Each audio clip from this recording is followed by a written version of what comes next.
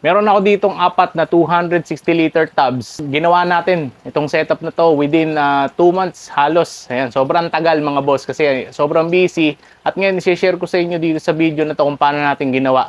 Ano yung mga materials na kinuha natin, magkano, saan nyo mabibili, sino yung mga kinausap ko na tao. Tapos, ano nga ba yung purpose ng ganitong setup. Ngayon, i-share ko din yung sa inyo kung ano yung mga ginamit natin sa paggawa.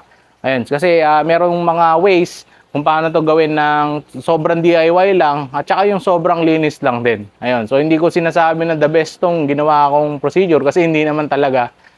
Pero ito, share ko sa inyo. So sana napanood niyo yung part 1 tsaka part 2. And then ito na yung part 3, yung feedback, yung run through kung ano nga ba yung nangyari dito sa ating new setup. Unang-una sa lahat, ayan, saan galing tong mga tabs? Ayan, so unang-una rin sa lahat, ano yung capacity na tong tabs na to? Itong tabs na to guys, nasa comment na lang yung conversion nung sizing. Kasi kita nyo naman, ayan, ano bang tawag dito? Trapezoid ba? O, ayan, trapezoid yata yung shape na yan. Diagonal kasi yung gilid. Kaya meron akong size na nung ilalim at saka size nung taas. Tingnan nyo na lang sa description. Ngayon, ang in paper, this is a 260 liter na tub. Ayan, so halos sa dalawang 75 gallons o ganun, o halos isang 75 gallons pa lang katumbas nito. At ayan, meron na tayong nilagay na mga fry. Ito medyo mag-green to, mag-green brown kasi ito may araw dyan kapag hapon nasisinagan yan sa pulyan. Ayan, so meron tayong apat nito. Nabili natin to sa City Hardware. Ayan, City Hardware, hindi lahat meron yan. Ayan, dito sa Pulilan, nung una ko itong binili, kaya kung napanood nyo yung part 1, dalawa lang nakuha ko. And then, sabi ko okay na yun. Kasi gusto ko lang naman mapakita sa inyo yung tabs. Ayan, yun nga lang, tumawag ulit sa akin yung tao. Hindi ko akalaing hahanap nila kagad ako. Bumalik ako. Ngayon, pagbalik ko, medyo nagka-problema kasi nagkaguluhan kami sa sizing. Iba yung kinuha nila sa akin tab. Ngayon, nung pangalawang balik ko, ayan, nakausap ko si kuya doon. Ayan. Pero si kuya, tinulungan niya ako makakuha nung next set of tabs na walang kahirap-hirap. Tinawagan niya ako, andun na. Binayaran ko. Umalis kami, wala pang 15 minutes mga boss. Tapos na yung deal. Ayun, doon sa process na yon, kung wala kayong maabutan na stock, pwede kayong umorder. Ngayon, titingnan nila yung mga kalapit na mga City Hardware para i-source din tong tab na to. Okay, so ito originally, cement mixing tab sa ibang bansa. Ayan, sa Thailand. Sa Thailand kayo marami makikita nito, iba-ibang kulay pa.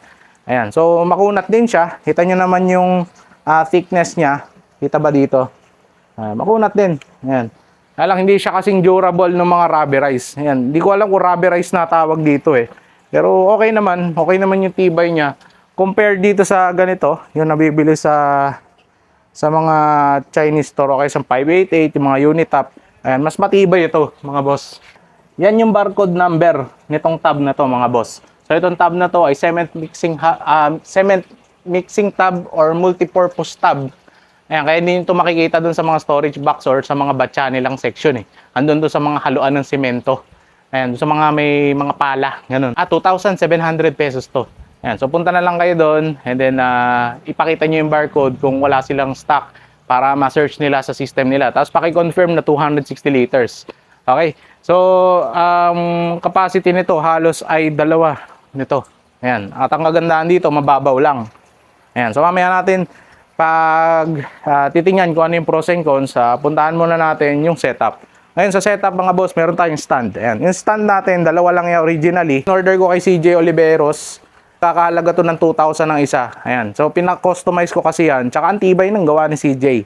Ayan, yung mga paa ko na nagdagdag niyan, at yung mga handles, hindi yan handles ano yan, pampigil sana nung tab.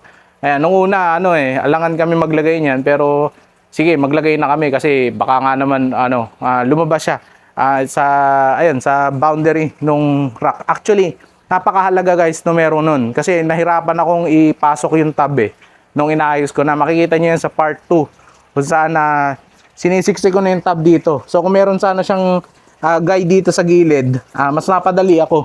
Ayun. Tsaka mas mas stable sana yung rack na to. Ngayon, bakit nga ba ganun? Bakit may rack? Ayun, kasi originally nga, gusto ko lang dalawa. Kaya lang, hindi planado. Ang pangit naman kung iiba-ibayin ko sila ng rack. Gusto ko nga sana, simple lang, yung katulad sa mga Thailand. Ayun, kung nakapalo kayo sa mga Thailand na may mga ganitong tub, yung mga malakihang farm doon.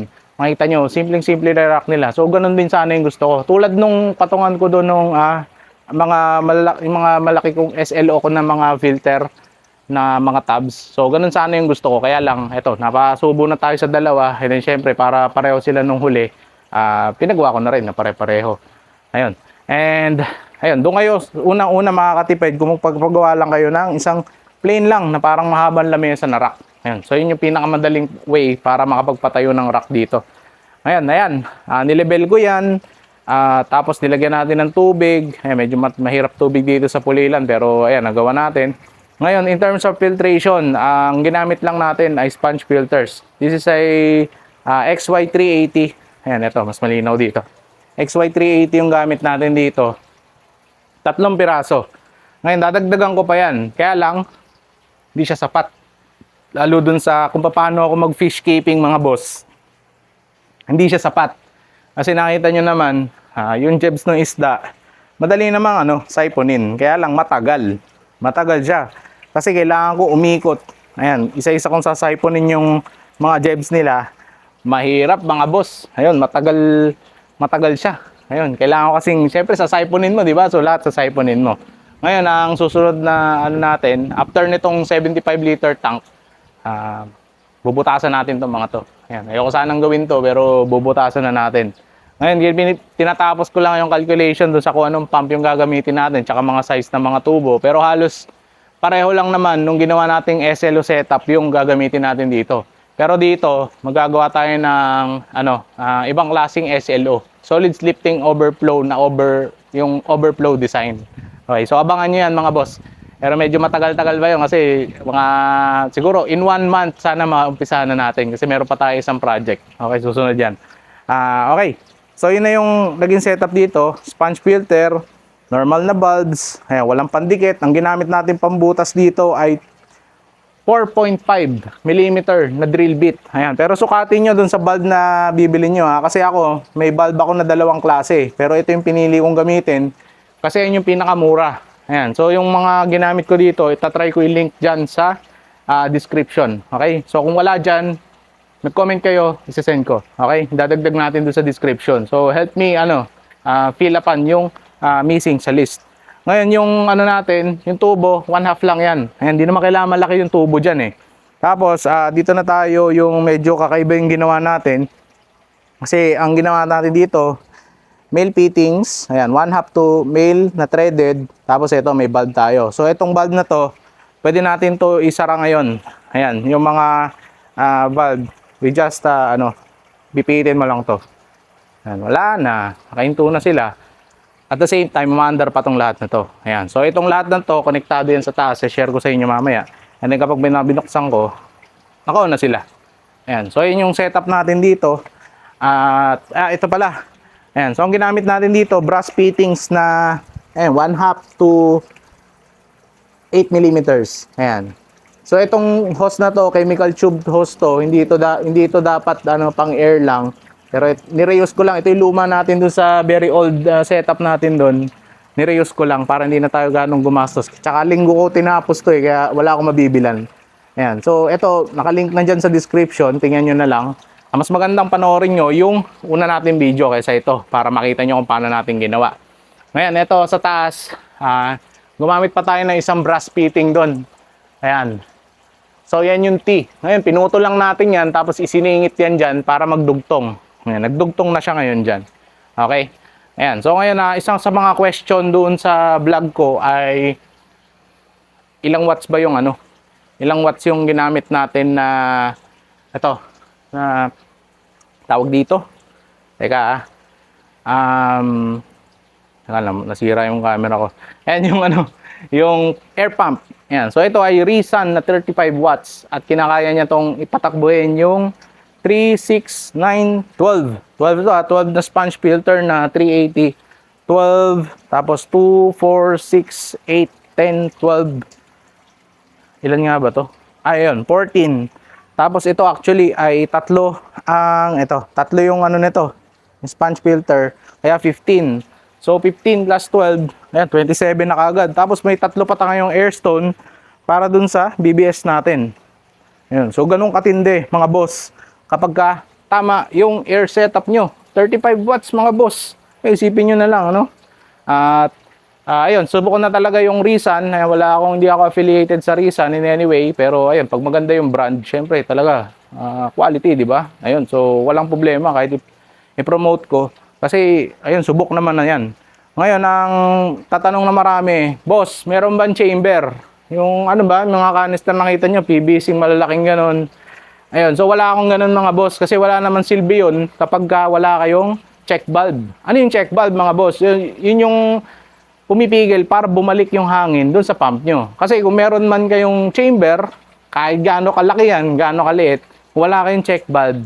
Check valve ba yun o kalimutan ko, basta foot valve yata sa tubig yun. Basta check valve, yung nagpe-prevent bumalik yung hangin. Wala ring kwenta yun mga boss. Para ka lang naglagay ng malaking straw na same pressure yung dumadaan. Walang kakwenta-kwenta, nagsayang ka lang ng space. So kaya ako walang ganun. Ayan. Okay? So walang kakwenta-kwenta yun pag walang check valve. Okay? Kasi every time na pinapakita ko yung ano natin, yung setup natin, magtatanong, boss, maglagay ka ng air canister or kung ano man tawag dyan. Ayun, so wala ako nun kasi hindi ko naman kailangan nun. And then kung maglagay man kayo, wala pang 5% yung ilalakas nung system nyo. Ayun, Google nyo na lang mga boss para hindi ako salita lang salita. Sasabihin nyo kung ano lang sinasabi ko dito. Ayun, okay? Sige, so okay lang may canister, but basta may check valve. Okay?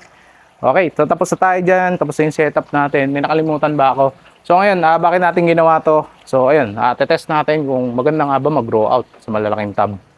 Ayan, so nakita niyo yung mga tab natin. Ito, nung ginawa ko to 1 month ago, mga fry pa lang. Ngayon, going juvie na sila. Ayan, ito, lalo na to mga boss. Ito, mas malaki sila. Mas nauna to kaysa doon. Mas okay sila. Okay? Ayan, so magkakaroon tayo ng ibang video, grow out. Ayan, para patunayan kung ano nga bang mas maganda. Yung malalim, yung anong tamang height. Ayun, based sa mga suggestion na mababasa natin based on experience, based on science, based sa mga libro. So, yun yung mga susubukan natin. I suggest na yun ang tutukan yung mga boss kasi doon yung makikita kung sulit nga ba. Okay? So, ako ngayon pa lang sinasabi ko sa inyo, sulit naman. Kaya lang, titingnan natin paano ba sila tamang gamitin. Tulad nun, nag-sponge filter ako, pero hindi ko kayang i-maintain yung water change. Kasi ang wina-water change lang naman nung katulong ko dito, yung kabila. So, yung si Kuya Doro, yung kabila lang yung wina-water change niya. Hindi pa kasama to. Ayan. So, ayoko naman ma-shock siya na nagdagdag ako ng dagdag tapos same lang yung binabayad ko sa kanya. So na tayo magdadagdag ng ganun. Okay. So, let me know yung mga comments nyo, mga suggestion or mga tanong nyo para masagot natin kung kailangan ba ng part 4 nitong itong series natin para dito sa malalaking tub. Okay. And then ngayon, bago matapos yung video, maraming salamat doon sa nag-subscribe sa atin, si Marites Detoito. Ayun, shoutout sa iyo. Maraming salamat po. PM nyo ako for the discount, yung perks ng ating YouTube channel subscriber. Ayun, sobrang sulit nun mga boss. Pag kayo nag-subscribe sa channel na to, 50% off first purchase. Ako bahala doon mga boss. Okay? And ayun, so shoutout tayo kay Mox Neri sa 3K Aquatics from Montalban. Ayun, maraming salamat kay Sir J. Ayun, shoutout sa iyo. Kay Andy Perez at saka kay Team Apari. Ayun, from Facebook. And then maraming salamat dun sa mga nag-order ng mga products natin. Sobrang dami kong binalot kaninang umaga. And ayun, God bless sa inyong lahat. Salamat sa pag-support ng Jugos Fish Shop. Abangan nyo yung second wave ng mga improved products natin. Ayun, mga customized na probiotics. Ayun, sobrang daling i-apply. Abangan nyo yun mga boss. Dun sa mga nakarating dito sa part ng video na to, ayun, so kung gusto niyo mag-purchase ng mga Trico, Molly, Trico Redhead, screenshot nyo to. Ayan, eto, naka-thumbs up ako. And then, isend nyo sa akin and then I will give you 10% discount. Ayan, dun sa mga solid na nakarating dito sa video na to. Ayan, maraming salamat. Screenshot nyo to, thumbs up. This is a 10% discount. Ayan, on top of yung price list natin. Okay? So, yun lang mga boss. Don't forget to like and subscribe and kita-kita tayo sa susunod na video.